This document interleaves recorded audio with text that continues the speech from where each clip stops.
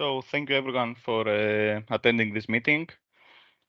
This is one of the stages, one of the training seminars that we are going to have in order to promote, to ensure that the framework that have been designed from the Regio1st project, the Regio1st framework, will be implemented, will be utilized from all the regions. This is why we have prepared some training seminars in order to make it easier for all the region, for all the local stakeholders, for all the regional authorities to understand what the framework is about, to help them implement what needs to be implemented in order the energy efficiency first to be embedded in the decision, in the regional decision, in the decision-making procedure. Today we are going to present the stage 3, the review energy objectives and targets. After the session regarding the stakeholder engagement, we believe that this is the next step, this is what follows. Today with my colleagues from FINE, Cesar and Francesco, with my colleagues from ICCS, George and Adriana, and from Klube, Sofia Natalia Boemi and Stefania Zurka, we have created some presentation regarding how to review the regional energy objectives and targets. In order to make it better, we decided to focus mainly on case studies. This is why we're going to present some national and regional case studies and evaluate, make some assessments between the nations and between the regions, and compare them, the targets with the European Union, the European Union's one.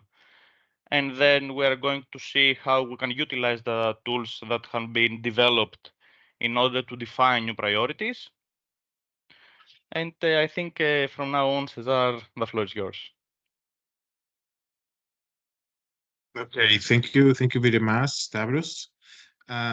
So yes, in this first section, we try to introduce the Regio1st Methodological Planning Framework. So just as previous remembering of what is this framework.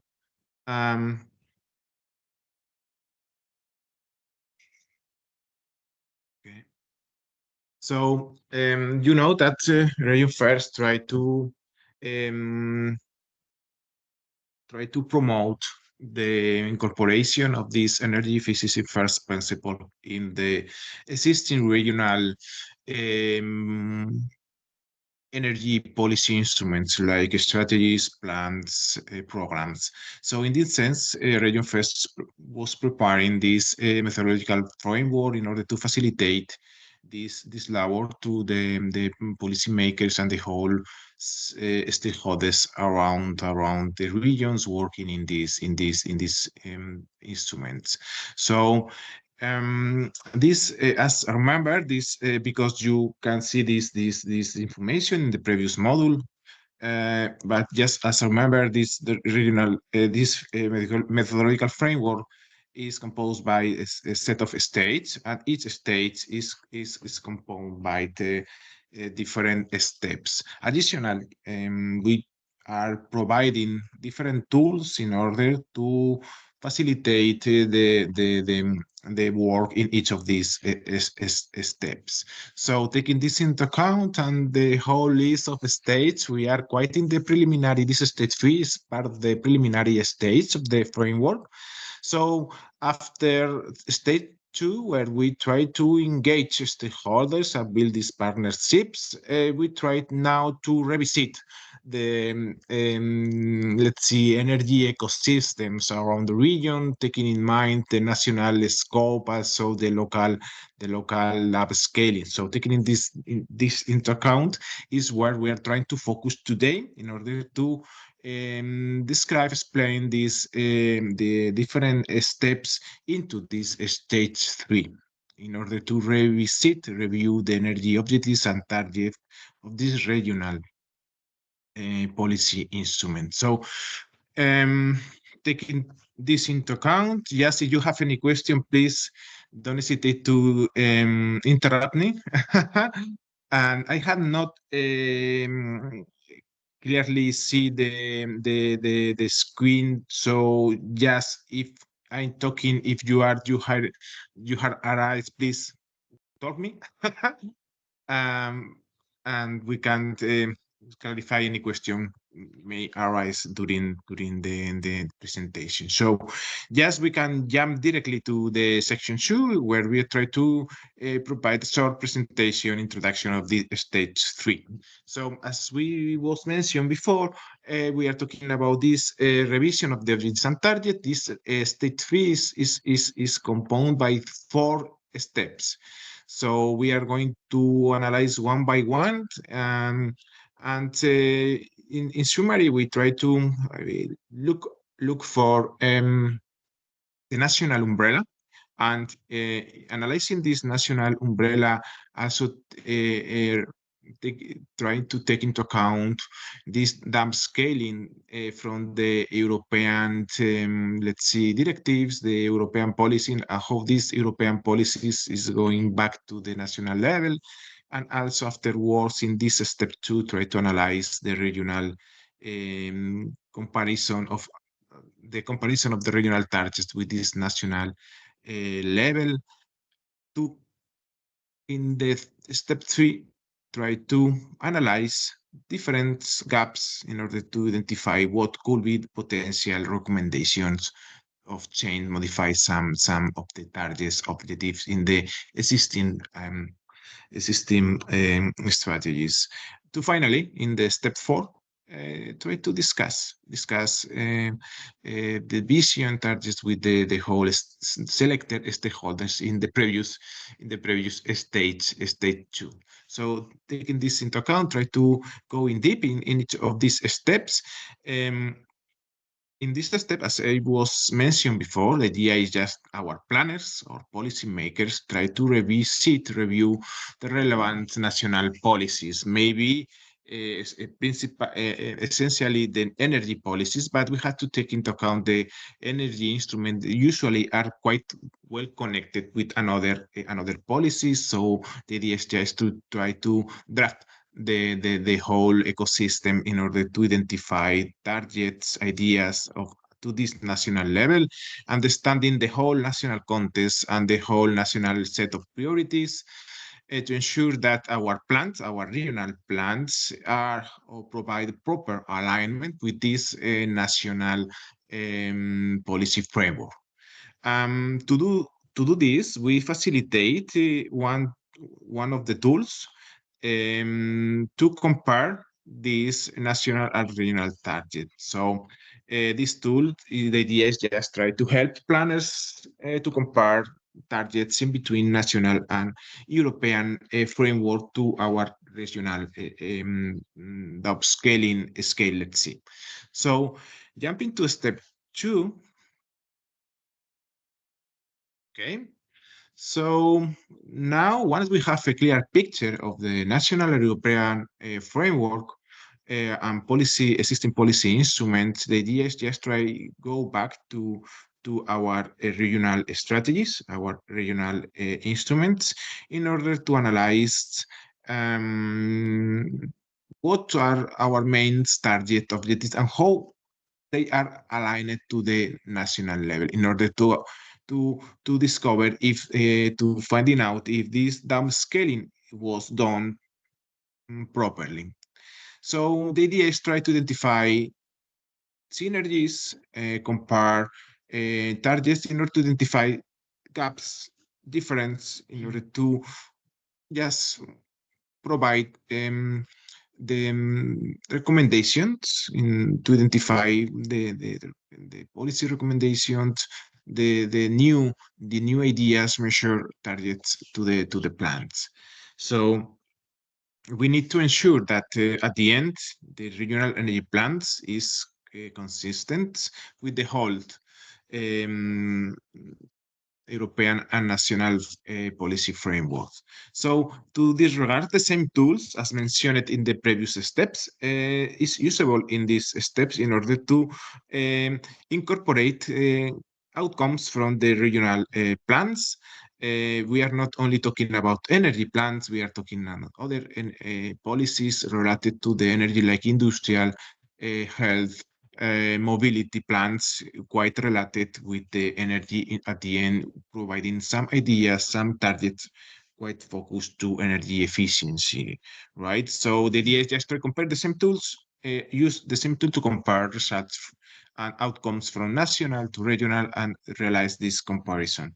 So taking this into account, we can jump to the step 3 where we are trying to analyzing these results provided by the previous steps to identify what um, where is the gaps, where we can provide recommendations, suggestion regarding objectives, targets, priorities, everything. So at the end, based of learnings and finding from existing national, regional, local targets and strategies, we can promote and provide this set of new ideas to, to incorporate to the regional plans, not only considering energy factors, I was mentioned before, the idea is just to incorporate new indicators, new KPIs as factors like economical development, long-term, environmental health, social aspect, everything in the same, everything connected to energy at the end, or in particular to energy efficiency. So taking this into account, at the end, we have having these ideas in mind, this recommendation clear, we can jump to the last steps where we are coming as recovering results from stage 2 related to the stakeholders. So the idea is just try to involve the whole set of stakeholders in order to create a proper dialogue um, to analyze together the new proposals. This dialogue sometimes not only to identify barriers and opportunities, um, analyze needs, regional needs, or main concerns coming from these stakeholders, also try to go in deep ranking the relevance of the objectives and suggestions we are promoting in order to select these priorities and easily facilitate the consensus. So to do this ranking, we promote new tools to facilitate this labor with the stakeholders, to facilitate the planners to rank priorities in a collaborative process, let's say. So and at the end facilitating this consensus, so try to build this consensus. So these stakeholder engagements may take forms of different ways, like workshops, meeting, calls, online consultation, but we hardly recommend at least one workshop where we can invite the whole ecosystem, the whole stakeholders.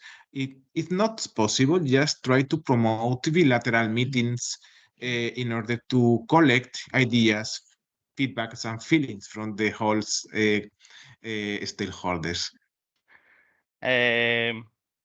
As is already mentioned, in order to achieve the steps that must be needed to achieve, as Regio1st, the Regio1st consortium has, and specifically the ICCS laboratory from NTUA, has designed some specific tools. These tools are differentiated between each other in order to be utilized, in order to make it easier for all the local authorities, the regional authorities, and all the stakeholders, in order to make it easier to be engaged in the whole procedure that is needed. And now Andriana is going to present one of those tools. Please, the floor is yours. Thank you. Can you go to the next slide, please? Yeah, Adriana, do you prefer share your screen or you prefer that I was passing the slides? I don't mind. It's up to Okay. you. It's I can share my screen actually. I think it's probably easier. You Just prefer? give me. Doesn't matter. Okay.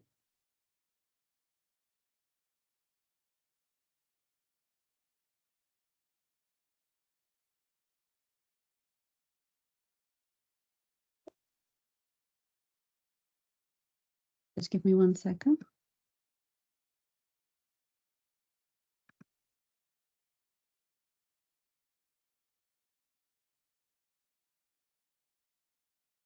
So I hope you can see. I'll just go to slideshow.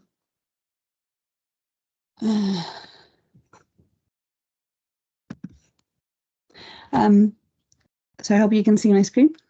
Yeah, we can see it. It's not Okay, full perfect. screen, but we can see your screen. It's not full screen. Oh, it is now. Sorry. Okay, perfect. Perfect. Okay, great. As Stavros mentioned, I'll talk about the national and regional targets comparison template. I'll quickly give an introduction of what it is and how it can be used, and then show some slides with the actual template. Of course, this is part of stage 3, where 2 tools have been developed. So the one that I'm presenting, the national and regional targets, it's more of a template rather than a tool.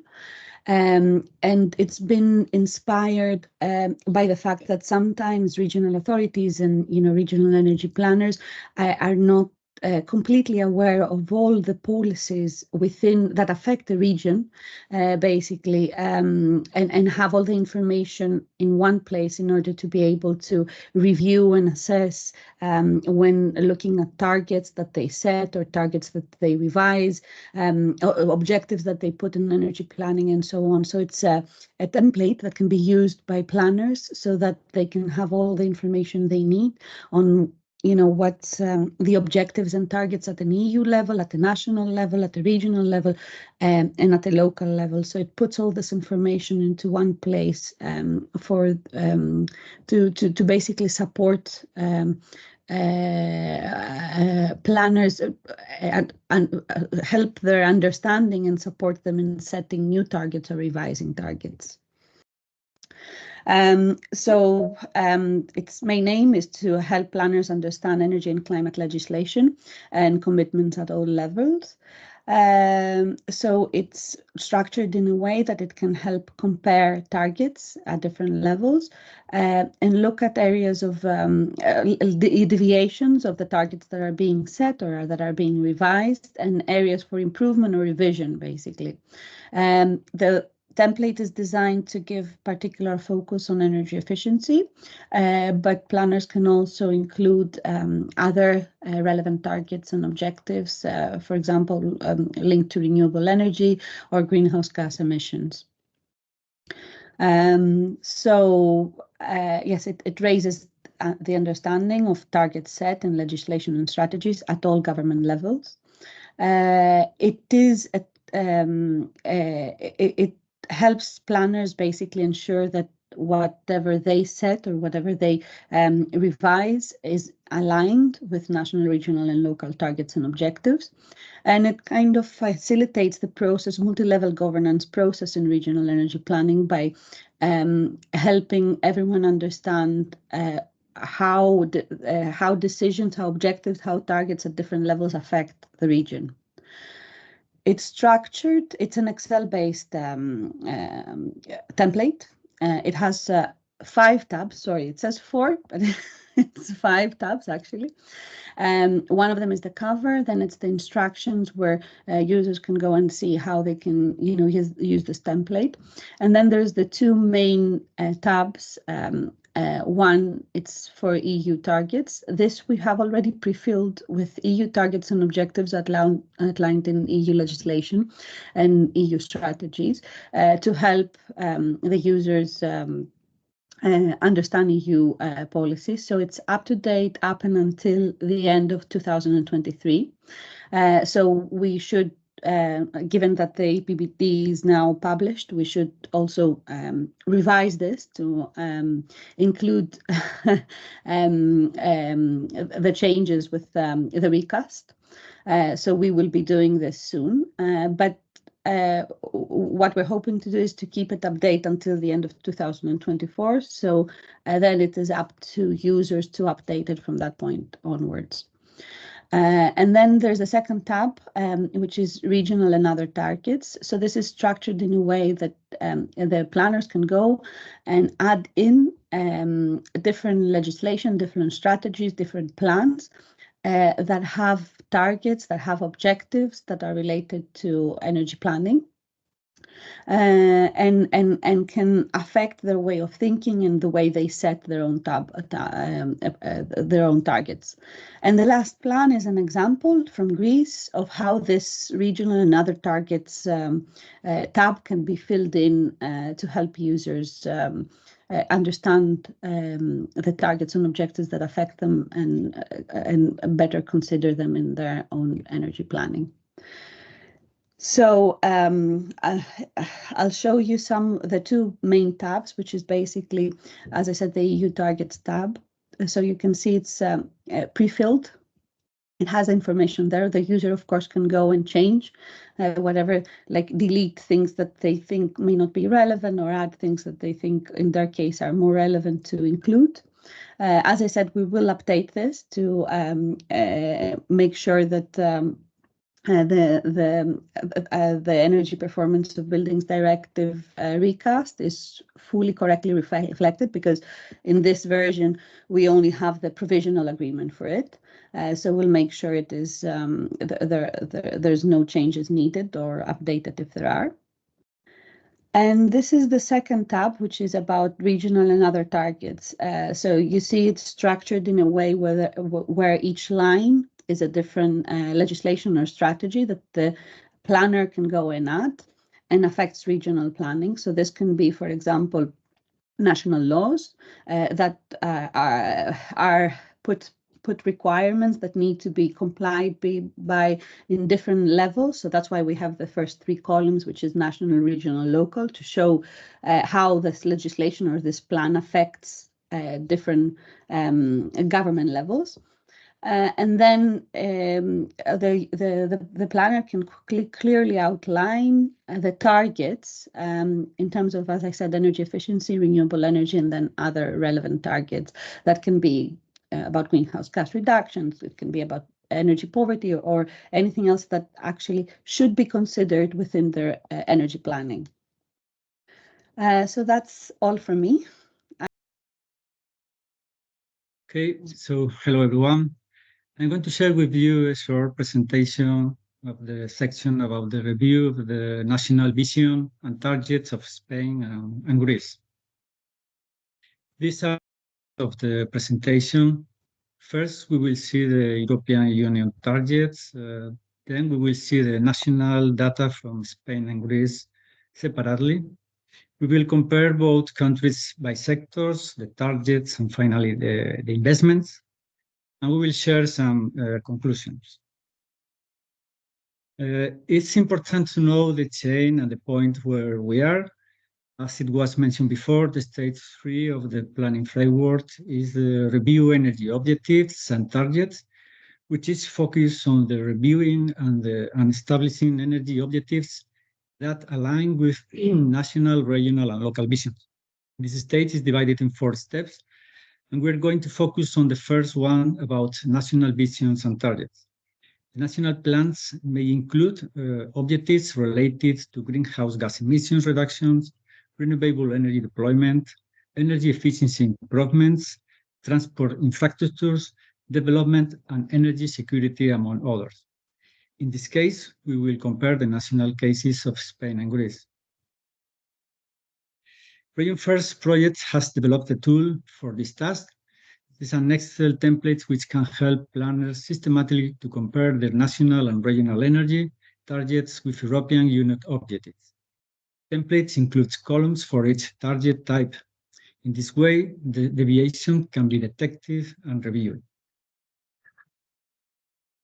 Regarding European Union targets, the revised Energy Efficiency Directive established a target of reducing a final energy consumption to 763 million tons of oil equivalent by 2030, marking a significant decrease from previous goals and highlighting the European Union's dedication to optimizing energy use. This update directive introduced new mandatory targets for European Union member states, requiring an average annual energy savings rate of 1.5% from 2024 to 2030, representing a substantial increase from previous standards and promoting energy conservation across key sectors. Additionally, the revised directive mandates a new goal for the public sector, demanding almost 2% annual reduction in energy consumption, underscoring the European Union's commitment to leading by example and ensuring the active engagement of public institutions in energy efficiency efforts.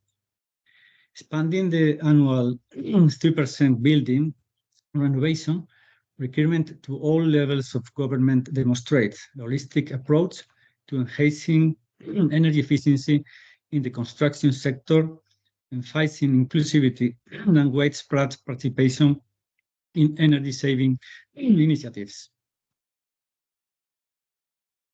In this slide, we present a brief overview of the two countries in terms of population, geographical area, and key economic sectors, which will help us better to understand the respective situations and channels in the context of sustainability and renewable energy. Greece, with a population of approximately 10 million inhabitants, covers an area of more than 100,000 square kilometers. Its key economic sectors include tourism, shipping, agriculture, and renewable energy. The tourist industry is a major driver of its economy, along with agriculture and increasing investments in clean energy. On the other hand, Spain has a considerably larger population with around 47 million inhabitants, and its territory covers an area of more than 500,000 square kilometers. The main economic sectors include tourism, agriculture industry, and renewable energy. Spain is globally known for its developed tourist industry, which represents a significant portion of its gross domestic product, along with agriculture and the growing investments in renewable energy. Now we're going to see the individual cases of each country. These data represent the total greenhouse gas emission by sector in Spain from 1990 to 2021. In the energy sector, emissions have experienced significant fluctuations over the years, beginning in 2005 and showing a downward trend since then, reaching their lowest point in 2021. The industrial processes and product use sector also shows a decrease in emissions since 1990, with a more pronounced downward trend since 2011. In the agricultural sector, emissions remained relatively stable during the period, with minor variations. On the other hand, in the waste sector, emissions increased until 2011 and then decreased in 2021. Overall, total greenhouse gas emissions in Spain have shown downward trend since 2005, with a significant decrease between 2005 and 2021. This data provides an overview of total greenhouse gas emissions and forecasts by sector up to the year 2030, along with the objectives of the European Union and corresponding real data for the year 2021. In terms of greenhouse gas emissions reduction, compared to 1990, the forecast varied significantly among different plans. While the European Union aims for 55% reduction, the National Climate Plan of 2021 and its preliminary revised version of 2023 have more modest goals of 23% and 32% respectively. However, the actual data up to 2021 show a minimal reduction of 0.4%. This indicates a significant challenge in meeting the set targets. Regarding emissions reduction compared to 2005, the forecasts show greater ambition with a target of 60% in the National Plan of 2021 and 55% in the revision of 2023, both exceeding the European Union's goal of 22.7%. Actual data up to 2021 indicate a reduction of 34%. This means a significant progress, but still insufficient to meet future targets.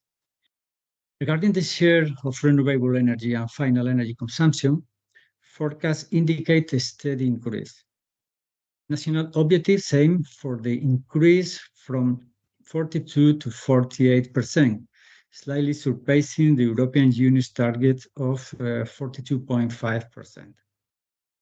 However, actual data up to 2021 show a share of 22%, highlighting the need of additional effort to achieve the established goal. Finally, in terms of energy efficiency improvements, forecasts show a significant increase compared to current data. While national objectives aim to improvements from 39 to 44%, actual data up to 2021 show only a modest increase of 12%.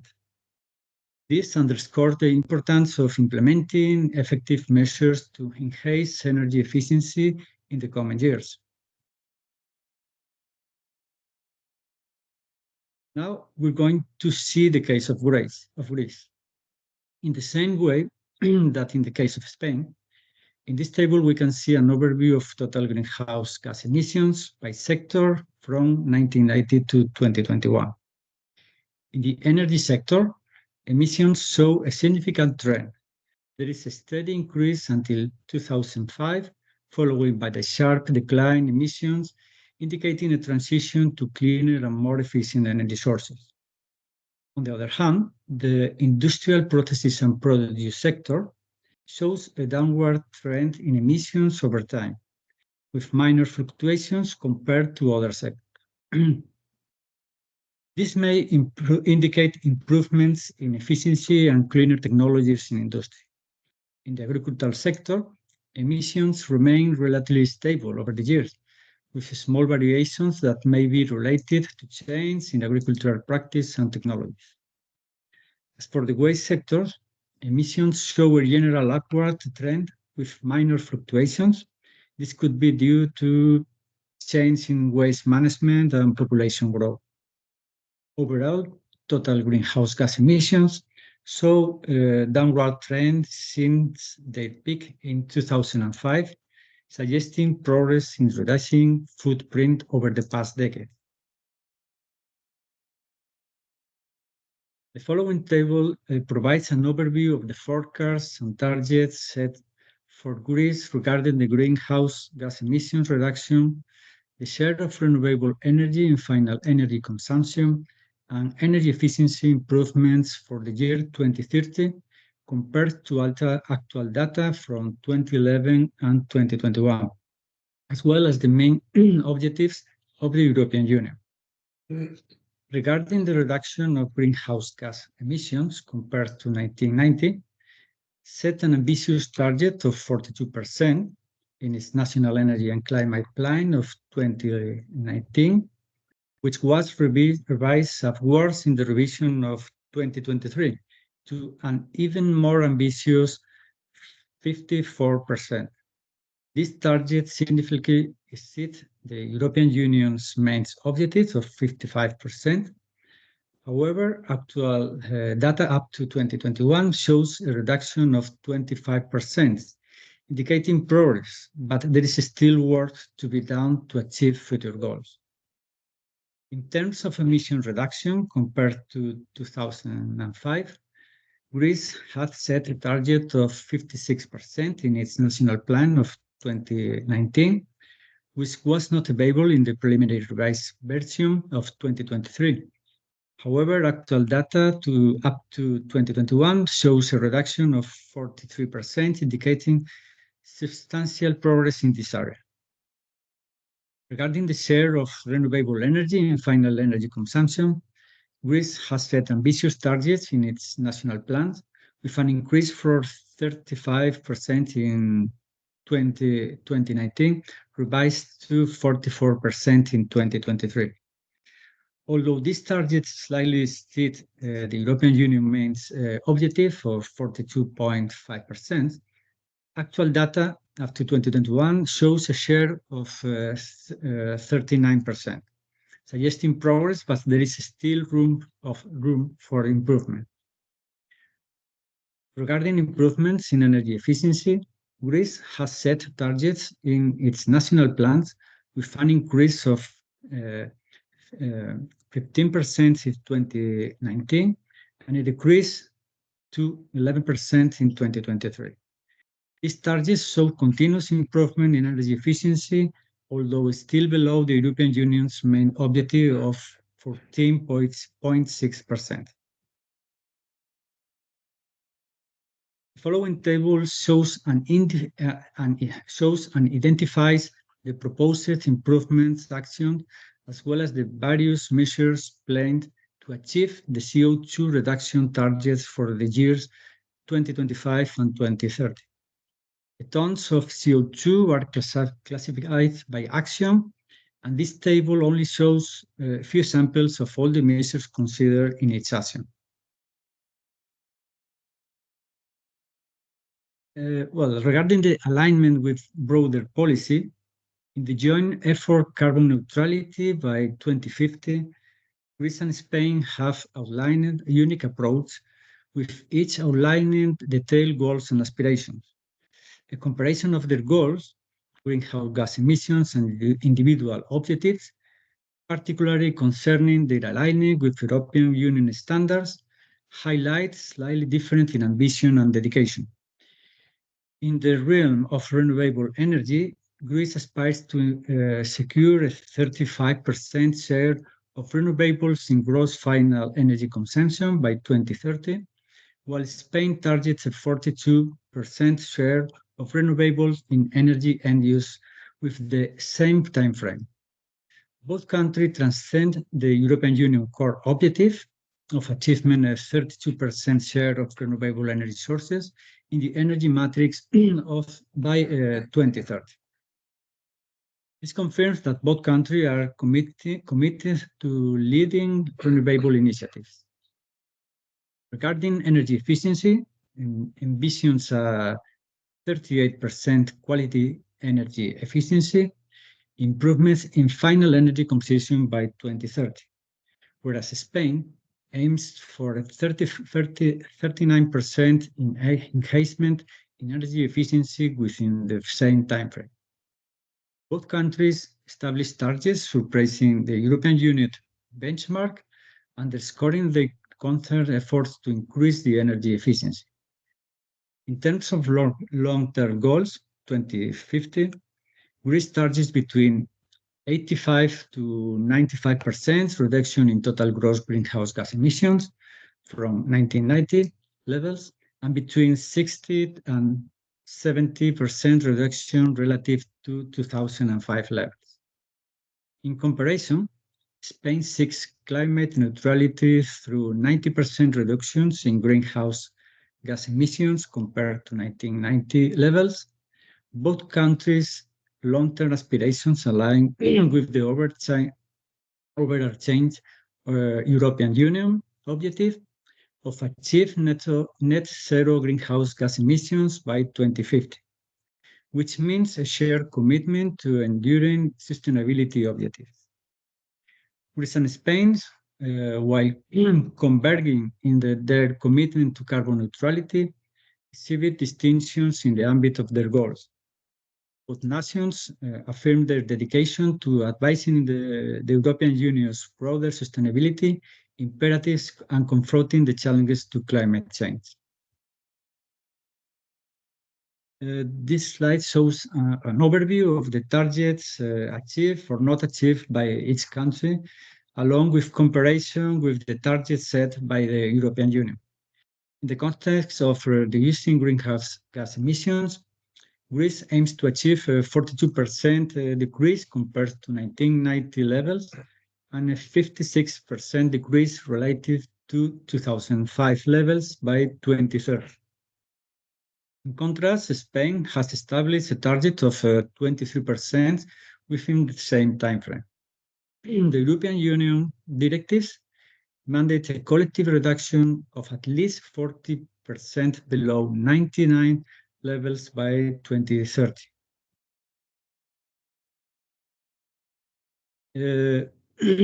Finally, this table presents a comparison between the estimated investment and the Spain and Greece plan to achieve the respective objectives for the years 2030 in key areas related to sustainability and carbon emission reduction. In terms of energy savings and efficiency, Spain aims to invest 35% of its resources, equivalent to more than 83 billion, while Greece plans to allocate 25%, equivalent to 11 billion for this purpose. Regarding renewable energy, Spain has a more ambitious target with a planned investment of 38%. That means 91 billion, compared to Greece's target of 21%, which amounts to 9 billion. Regarding networks and electrification, Spain aims to invest 24% of its resources, or more than 58 billion, while Greece plans to allocate 34%, equivalent to 14.5 billion, distributed across different areas such as electrical infrastructure and electrification. Finally, concerning other sustainability-related measures, Spain plans to invest 3%, equivalent to 7.5 billion, while Greece aims to invest 19%. That means 80.5 billion in various initiatives. So this comparison reveals a significant difference in approach at planned investments between Spain and Greece on their path towards sustainability and carbon neutrality for the year 2030. To end, according to all this data, we can recover the following conclusions of this part. Despite different approaches, Greece and Spain remain firm in their commitment to combating climate change, aligning with global initiatives for carbon neutrality. Greece plans both a robust strategy, emphasizing emissions reduction and renewable energy, while Spain's comprehensive approach could benefit from clearer links between targets and measures. Both nations prioritize transparent information in their plans, with Greece providing details inside, and Spain having room for improvements in clarity crucial for engaging stakeholders. And last, Greece and Spain plans exhibit commendable consistency and coherence, underlining their dedication to a sustainability carbon neutral future. That's all from my side. Great. So after the national cases, we believe that reviewing the regional cases is the following step. And today we are going to present the two cases that we selected, the region of Asturias and the region of West Macedonia. We selected these regions because these are the two regions that are just transition regions. They are both coal related regions with a lot of power units. And this means that they are the most important regions in the nations. We are going to compare the targets that these regions have set between each other, between the national targets, but between the European Union's goals as well. As I said, the methodology, we are moving forward to the second step of our methodology regarding the reviewing the regional visions and targets. First of all, a brief overview. Regarding the region of West Macedonia, according to the Hellenic Statistic Authority, the number of population is constantly dropping more and more. As we said, the region of West Macedonia is a just transition area. Currently, the inhabitants are close to 200,000. 200,000 with a covering area of 9,000 451 square kilometers. That's actually pretty similar with the region of Asturias, the covering area, as the covering area of region of Asturias is more like 10,000 square kilometers, but the population is pretty much different, as the region of Asturias is covering like 1 million, is having 1 million inhabitants. Regarding the key economy sectors, to get a better overview of the regions that we are talking about, the primary sector covers 6.5% in the region of West Macedonia, the energy mining covers 40.9%, the processing is only 4.8%, with the construction as well is 4.8, 2.2, sorry, and the services are 14.5%. And regarding the region of Asturias, agriculture, fishing, and meat production are some important key economic sectors, but the most important is the coal mining sector. The region of Asturias is composed of the 78 municipalities, of which 57, are severely or directly affected by coal mine closures and the phase out of coal power plants. Moving forward to more details regarding the region case, the region of Asturias.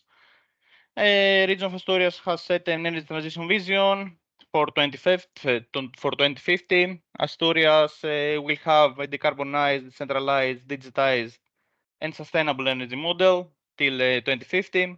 In order to achieve this, a mid-term strategy was necessary. The mid-term strategy named Fair Energy Strategy and consists of two specific strategic objectives, and which strategic objective composes of two objectives in order to make it easier to inspire the proposed measures to be implemented.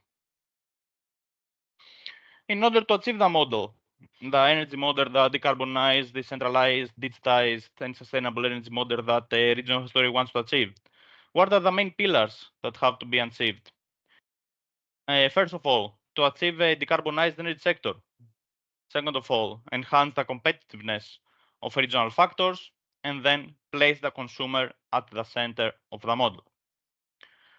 As we said, region of Astoria is a just transition area. This means just that a territorial plan for the just transformation of Asturias was necessary to be developed. This plan consists of 13 strategic lines of actions, which we're going to see in detail in the next slide. But we have to discuss some of the main KPIs for the transition. The main KPIs that the region of Asturias has set are the reduce of greenhouse gas emissions by 90% by 2050, the increase the share of renewable energy sources in final consumption to 42%, and increase of energy efficiency improvements by 39.6%. So, the strategic actions that the region of Asturias has set in order to achieve its goals are the identification of the region potential for generation points and utilization of industrial heat, to promote the implementation of projects that leverage synergies between the energy and the industrial sector, promote, of course, the implementation of a heat network utilizing renewable energies or industrial heat, energy efficiency improvements and renewable and integration program in industry, encourage the development of energy improvement plans and PACEs by local entities and their implementation, promote pilot actions for industrial demand management regulation, encourage the purchase of renewable energy and energy efficiency public procurement by regional and local administrations, including carbon footprint in public procurement, and of course create a map of public facilities by sector and determine their energy improvement capacity. The last ones are promote the implementation of demonstrate projects for smart grid and energy communities, promote pilot actions to boost local renewable energy, a collective self-consumption, and share surpluses. with vulnerable households, and of course, public awareness campaigns targeting citizens to promote measures such as collective self-consumption, local renewable energy generation, demand management, and more.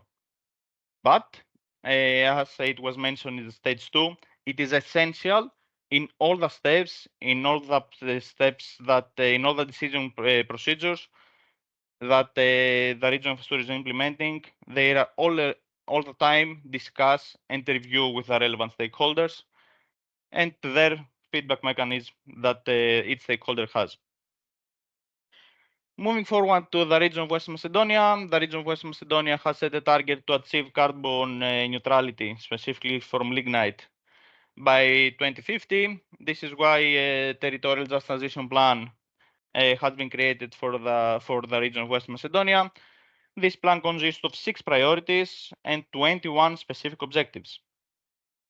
More detail, the main pillars of the territorial just transition plan are strengthening the productive and economic transformation of the region, the creation of sustainable jobs, and of course the creation of high-level social cohesion. 11 are the strategic actions to achieve this, but of course let's take a look at the KPIs, the main KPIs that the region has set in order to achieve the demanded transition. First of all, the region of Western Macedonia wants to reduce greenhouse gases emissions by 40% by 2030 and 80 to 95% by 2050. The region of West Macedonia wants to attain a minimum of 25% from renewable sources and, of course, enhance energy efficiency improvements by 27 till 30%. Let's move to the strategic actions that the regions has set in order to improve the numbers that and the data that already have. The implementation of energy conserving measures with public infrastructure, the interconnection of public research, technology development, and innovation structures and results with entrepreneurship, the creation of support mechanisms for innovative startups and regional business ecosystems, improving access to finance for businesses, supporting differentiation of businesses affected by lignite phase out, updating the skills of human resources, of businesses, and of all the inhabitants to support innovation and digital transformation, promotion of circular economy through integrated management and sorting at source of biowaste, support mechanisms for management and protection of biodiversity and protected areas and their sustainable local development. And last one, promoting climate change adaptation and fortification against disaster risk through resilient measures, incorporating ecosystem-based approaches. Let's go to the target comparison, the regional target comparison with the national one, and of course the European Union ones. As we said, the reduction in greenhouse gases by 2050 compared to 1990. The Spain has set a target 90%, and the region of Asturias has set the same target, 90%. With Greece has set the target 90% as well, but there is a difference in the region of West Macedonia target, which target has a bigger range for 80 to 95%. This hits a lot of risks in order the region of West Macedonia to achieve its goal. The share of renewable energy in gross final energy consumption by 2030. We see that the numbers are similar, except for the region of West Macedonia, which target is only 25%. This means that there is a huge gap in the energy efficiency fundings, in energy efficiency, in renewable energy improvements, and funding must be focused on renewable energy in order to achieve this number and the goal that the European Union has set as a core objective. Last one, the energy efficiency improvements by 2030. All the numbers are similar except from the Greece one. The Spain, first of all, with the regions of Asturias have already the similar numbers, but the Greece with the region of Western Macedonia, they are differentiated a lot. Greece has only 15.4% energy efficiency improvements, a goal for energy efficiency improvements by 2030, On the other hand, the region of West Macedonia has said 25 to 30%. This means that will be a pivot. The region of West Macedonia will be a pivotal a priority, just say, region for the whole nation. And the goal of European Union is only 11.7% regarding the energy efficiency improvements. Let's go to the conclusions. As we said, we are mentioning, we're discussing about two regions that are already just transition regions. This means that they have already developed just transition plans, territorial just transition plans. Similar approach for both regions with small differences in the share of renewable energy sources in gross final consumption for the region of West Macedonia, as we already saw. The region of Asturia emphasis lies on citizen-centered models and the creation of high-quality jobs parallels in the European Union's ambition to ensure a just and inclusive transition, leave no individual or region behind. The region of West Macedonia focuses on sustainable jobs, economic transformation, clean energy, and green sustainable development resonates with the European Union's broader goals. Regarding commitment and coherence, both regions demonstrated commitment to align the regional visions and targets with overarching European Union priorities, contributing to the collective effort towards a sustainable and resilient European future. Moving forward to the next stage, the next section, it's evaluating the process. In this section, we are going to make regional energy plan assessments, the implementations of energy efficiency first principle, a feasibility analysis, addressing transition challenges, and securing resources and collaboration. First of all, regarding the regional energy plan assessment, the region of Asturias, what it has been succeed. Region of Asturias visions for 2050 aligns with the European Union sustainability agenda. Emphasis is given on the differentiated citizen-centered energy models, and of course, notable strategic lines of action on renewable energy. What needs to be improved for the region of Asturia? There is a huge need for refined implementation framework. Okay, we have said the strategic actions that we want to implement, how we are going to implement these actions. We need some best practice in order to implement this. Regarding the region of West Macedonia, what have been succeed? Alignment, of course, with the European Union priorities. Emphasis is given on sustainable jobs, economic transformation, and clean energy, and focus on climate change adaptation. What needs to be improved again? We lack a region of West Macedonia lacks of detailed implementation framework. Regarding how much is the energy efficiency first implemented in each region. First of all, in the region of Asturias, as we said, the midterm strategy named Fair Energy Strategy emphasizes on energy efficiency technologies and identifies potential generation points. The challenges existing in this plan are, as we said, the lack of detailed implementation framework, which introduces uncertainties in executing proposed strategies, potentially hindering efficiency progress towards outlined objectives, and there is a huge need for reskilling and better information distributed. On the other hand, regarding the region of West Macedonia and the operational program that has already is going to be implemented by 2030. This program focuses on energy efficiency initiatives and prioritize greenhouse gas emissions. But the challenges are need for clearer measurement objectives, potential finding gaps for transition, and of course, the need for reskilling and upskilling. The feasibility analysis regarding the region of Asturia, the synergies.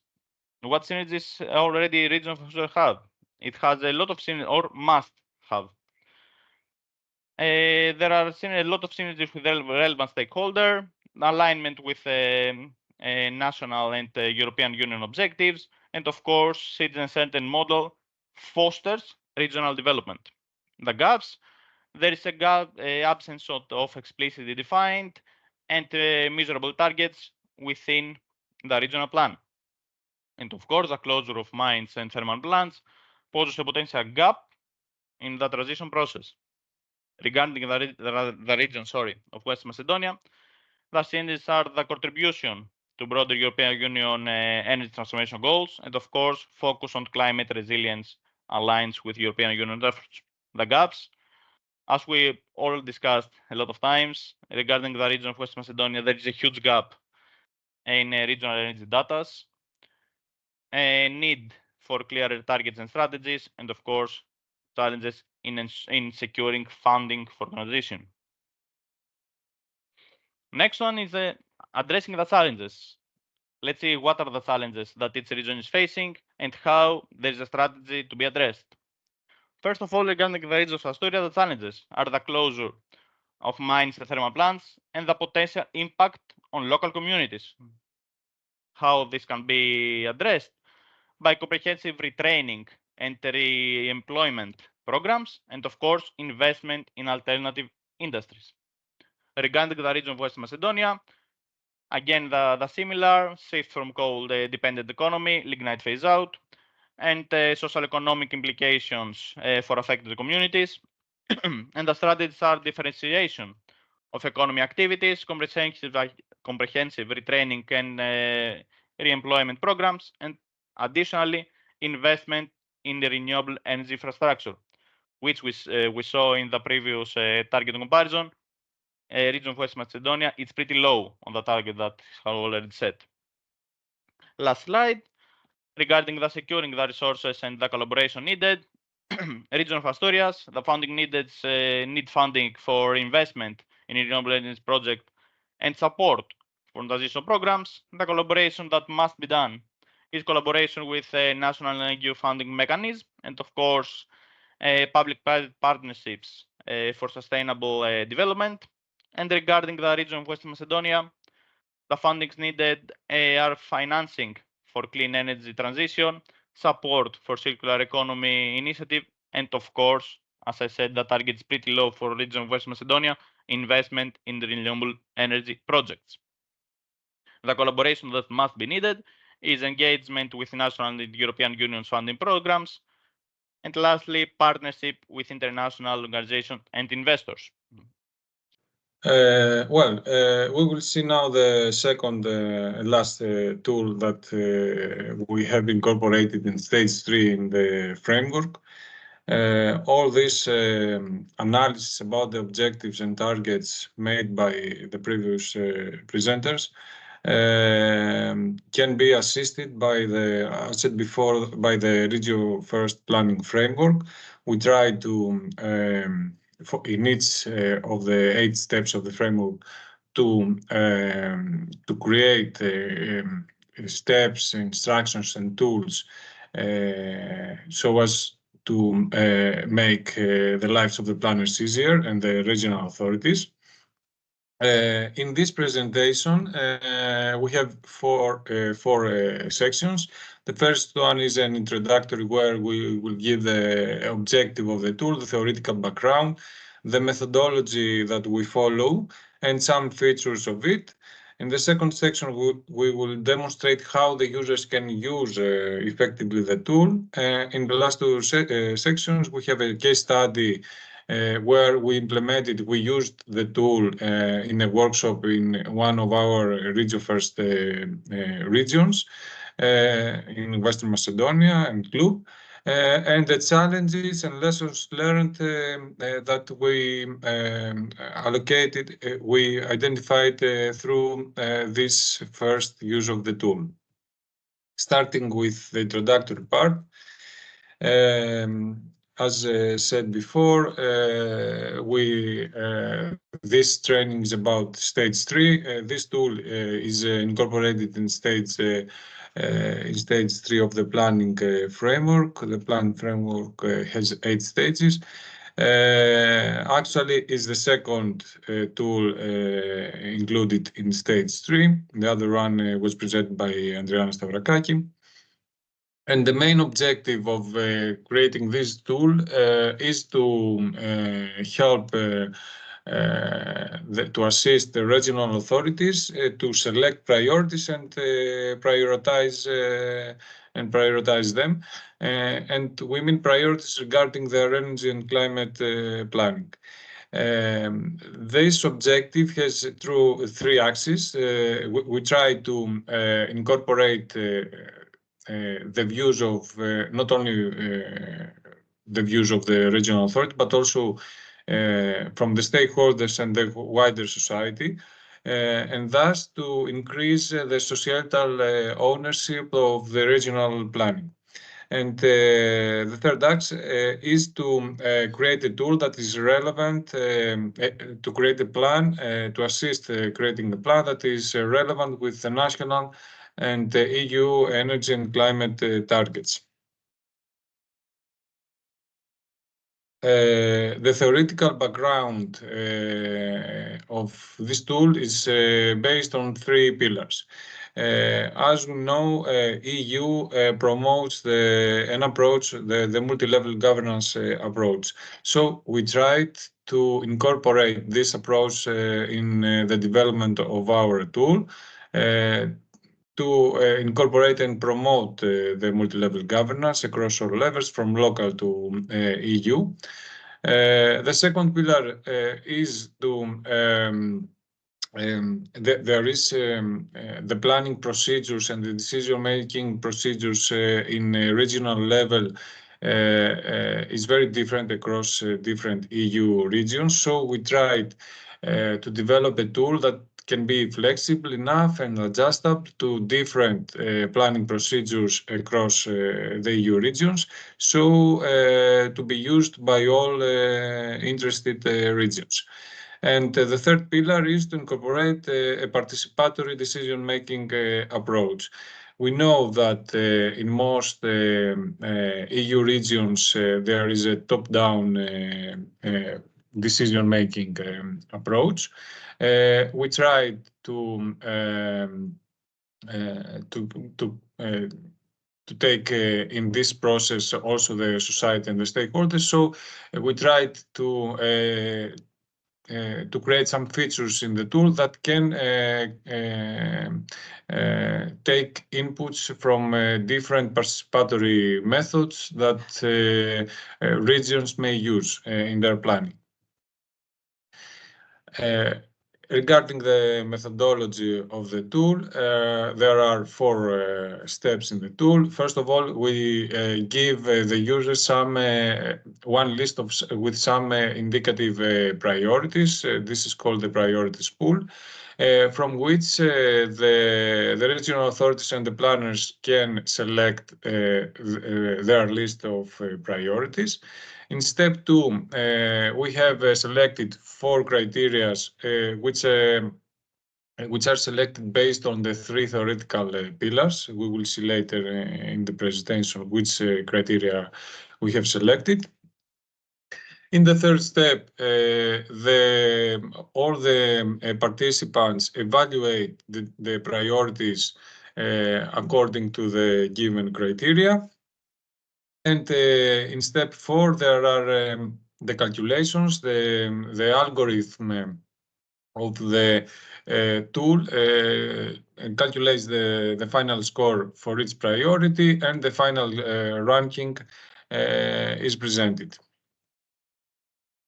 Regarding the features, the tool is developed in an Excel-based format, so as not only to be easy for the user, but also to be adjusted to different needs of the regions and to change some parameters. It has 4 tabs: the cover, the instruction tab, the core part, the functional part of the tool, the PPR tool, and a tab with an example pre-filled.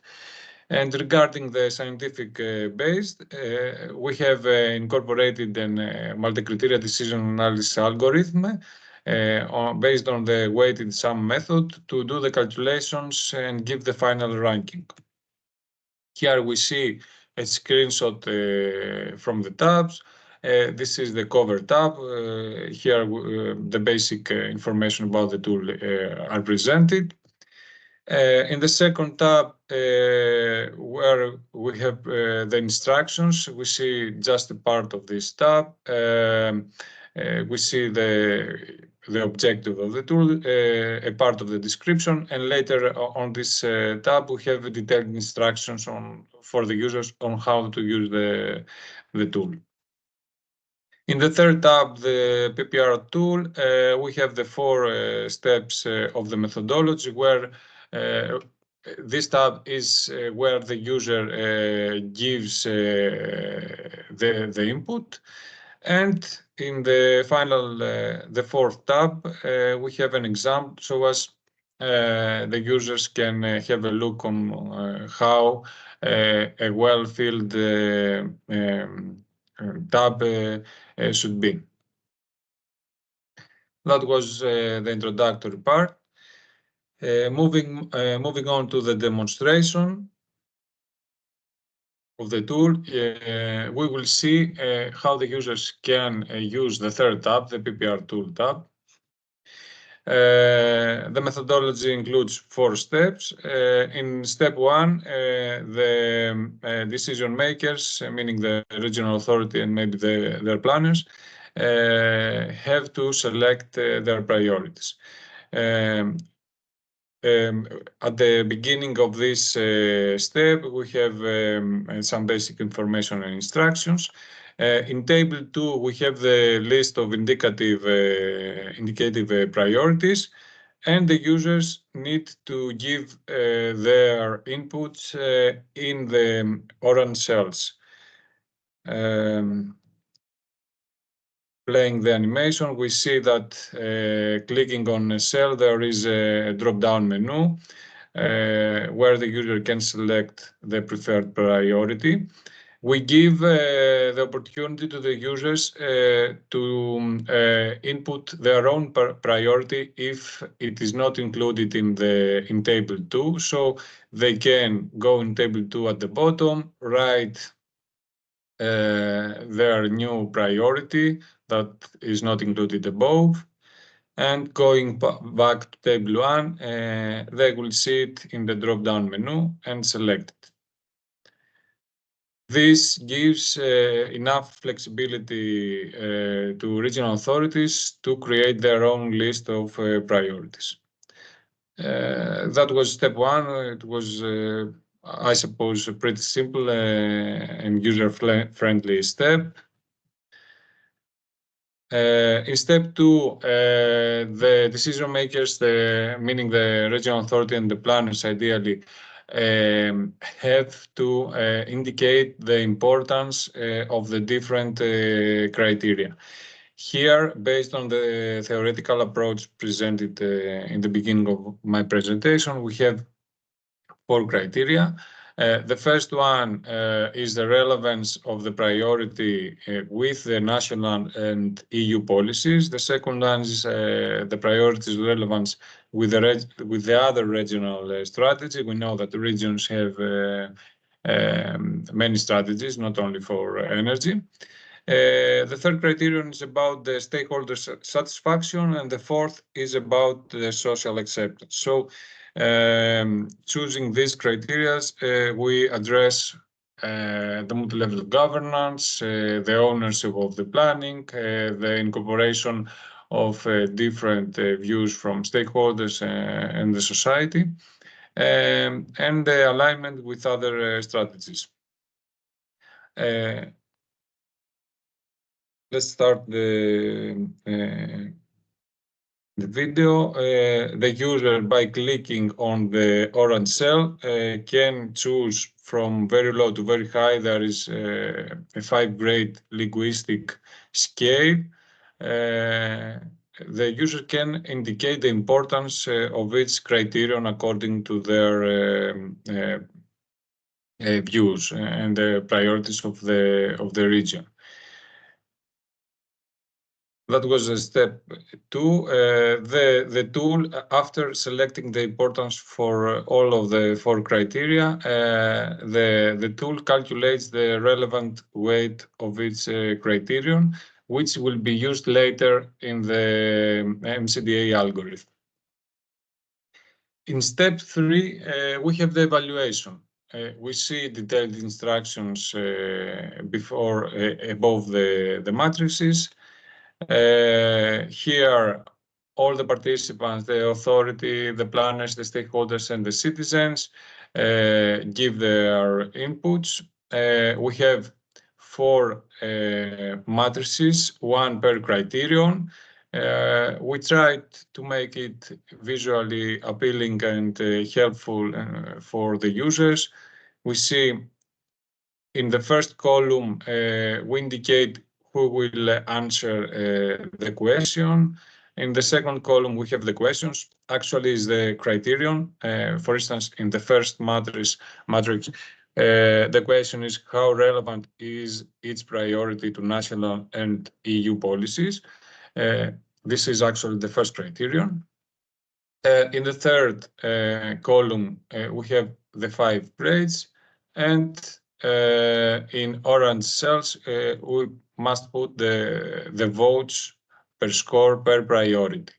So, for instance, for priority 1, the energy poverty alleviation, we ask how relevant is energy poverty alleviation to national and EU policies.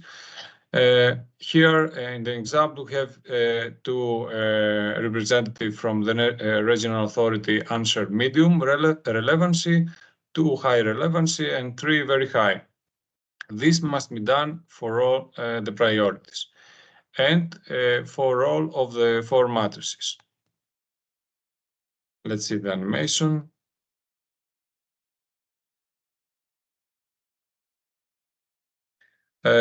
Each matrix is relevant to different evaluators. The first 2 must be filled by regional authorities and the planners.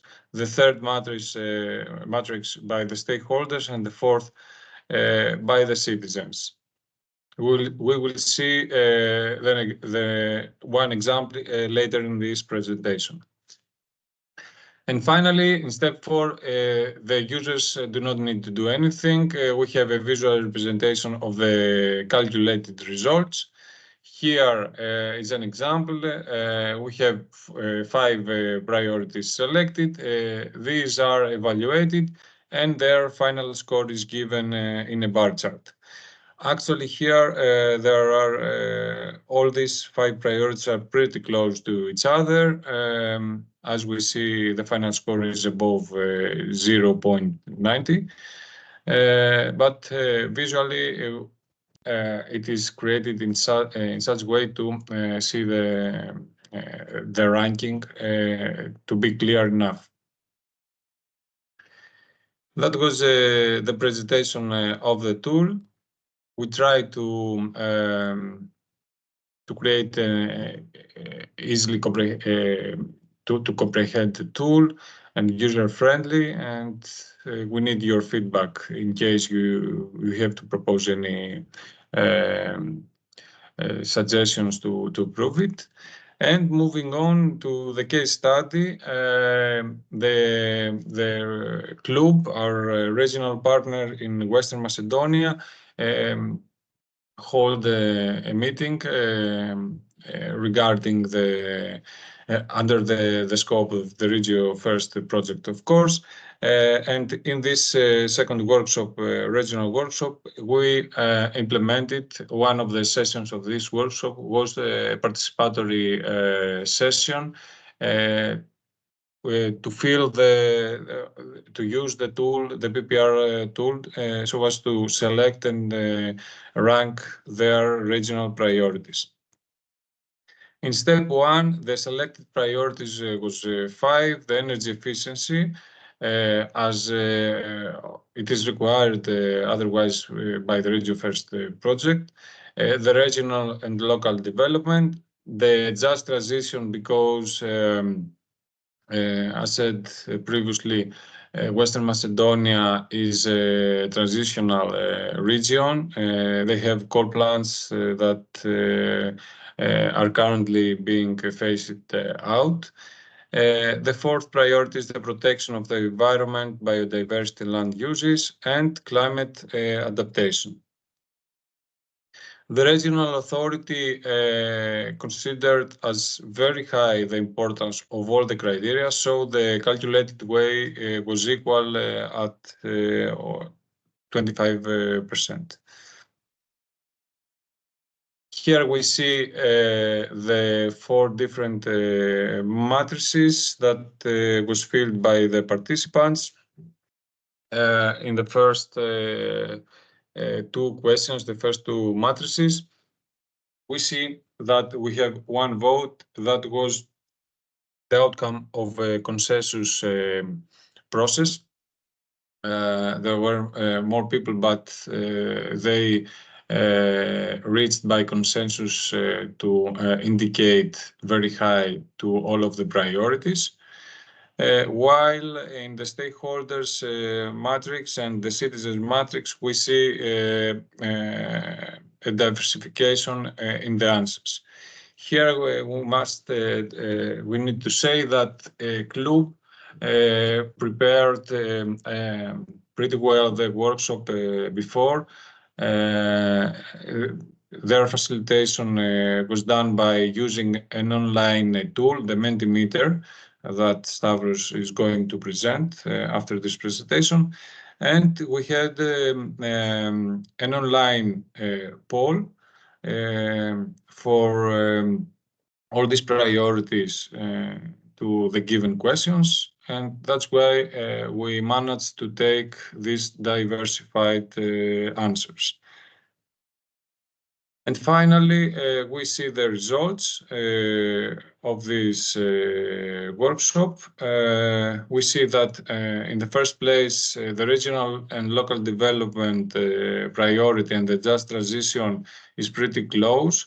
Energy efficiency is at third place, while the climate adaptation and the protection of the environment, biodiversity and land uses are in the fourth and fifth place.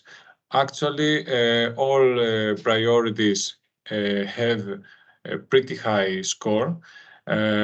So we see here that the participants considers actually of equal importance of the priorities. Maybe here we need to say that just transition and local development are at the first place because people in Western Macedonia understand that this transition may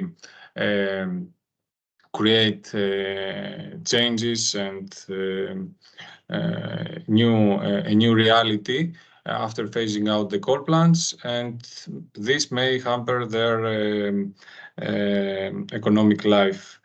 Energy efficiency is at the third place, but is pretty high if we consider that regions in Greece do not have very high this priority in their list. That was the case study. And now in the fourth section of the presentation, we present some challenges and lessons learned, mostly by the implementation of the tool in this workshop. Regarding the challenges, we saw that evaluation based on the majority opinion or a consensus base lead to equal scorings, which is not advisable to do.